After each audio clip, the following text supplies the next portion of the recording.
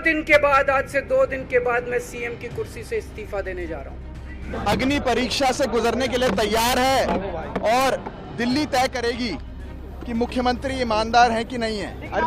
लेकिन भाजपा की सरकार की जो तानाशाही है, धक्केशाही है, वो तो अंग्रेजों को भी पीछे छोड़ गई। आज एक चिट्ठी honourable chief minister Arvind Kejriwal ji ने लिखी थी, वो चिट्ठी भी जो है वो नहीं पहुंचाने दी भाजपा ने।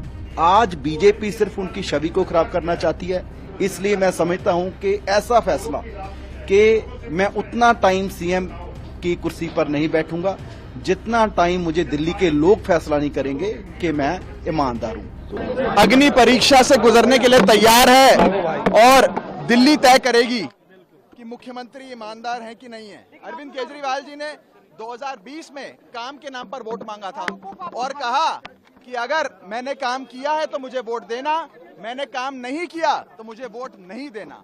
आज उनपे तोहमतें लगाई गई, आरोप लगाया गया। आज मुख्यमंत्री जी ने अपनी ईमानदारी की परीक्षा, अग्नि परीक्षा देने का फैसला लिया है। दिल्ली की जनता मुख्यमंत्री को ईमानदार घोषित करेगी झाड़ू का बटन दबाकर। और अब आने वाला 2025 का दिल्ली चुनाव, दिल्ली की जनता उस चुनाव के माध्यम से अपने मुख्यमंत्री को ईमानदार घोषित करेगी।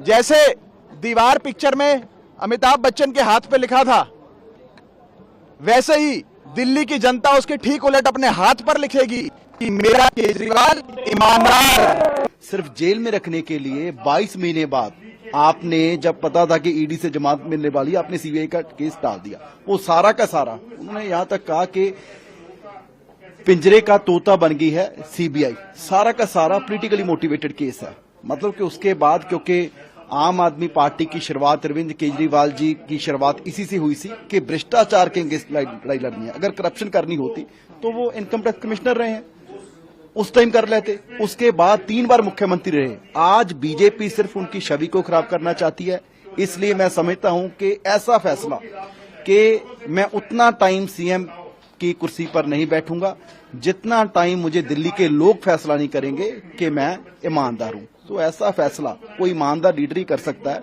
क्योंकि जेल से आने के बाद जितने, मुझे लगता है कि बहुत से लीडरों का ऐसे होता है, नेता का, कि अब मैं जाके कुर्सी पर बैठूं, अब मैं सीएम बनूं, और जेल से आने के बाद कोई सीएम का पद छोड़े, वो सिर्फ और सिर्फ अरविंद केजरीवाल ही छोड़ सकते हैं, क्योंकि वाकई ही देश की राजनीति में बदलाव के लिए आए हैं, ईमानदारी से काम कर रहे हैं।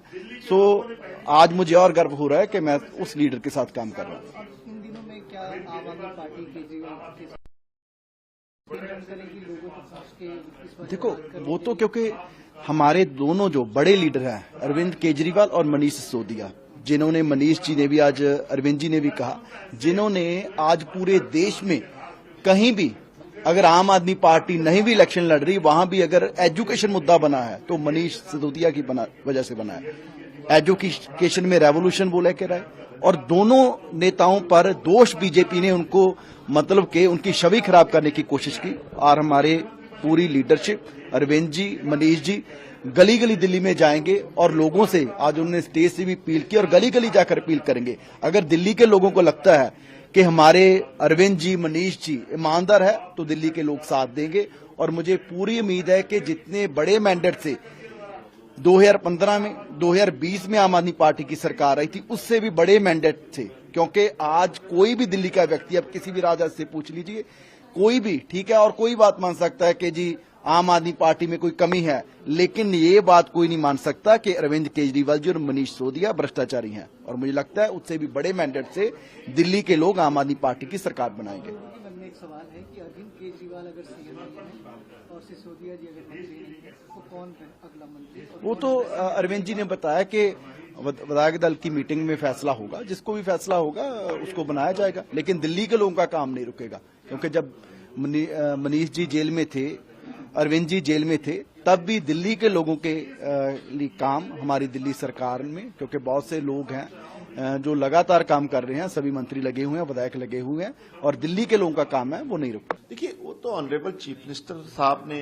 अनाउंस कर ही दिया है कि लेजिस्लेटिव ग्रुप की जो मीटिंग है, विधायक दल की मीटिंग इमीडिएटली बुलाई जाएगी और उसमें से अगला नेता तय हो जाएगा। किसी तरह कैंपेन रन करेंगे या कुछ करने वाले हैं या आप ईमानदारी साबित करने के लिए लोगों से मिलना है, कुछ इस तरह का होने वाला है? देखिए, बीजेपी की तमाम जो झूठी साजिशें थी, जो उनकी अरविंद जी के खिलाफ कार्रवाई थी, वो तो ऑनरेबल कोर्ट ने ही नोटिस ले लिया है।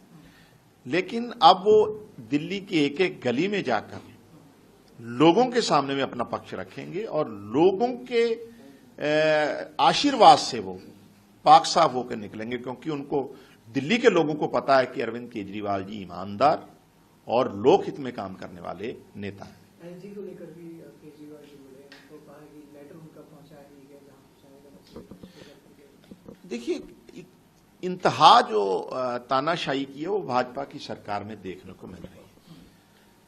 शहीद आजम भगत सिंह जी जब जेल में थे तो उनकी एक एक चिट्ठी अंग्रेज सरकार ने भी जिन लोगों को वो संबोधित हुए थे उनको पहुंचाई थी।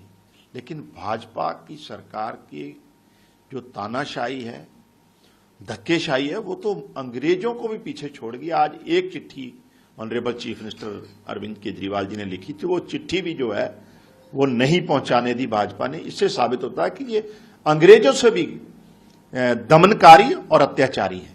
हरियाणा चुनाव में इसका असर भी देखने को मिलेगा पूरा एक दौर में चलते। देखिए, एक बात तो बड़ी स्पष्ट है कि अरविंद केजरीवाल जी जैसा राजनीतिक नेता आज की जो राजनीति में तो नहीं है कोई।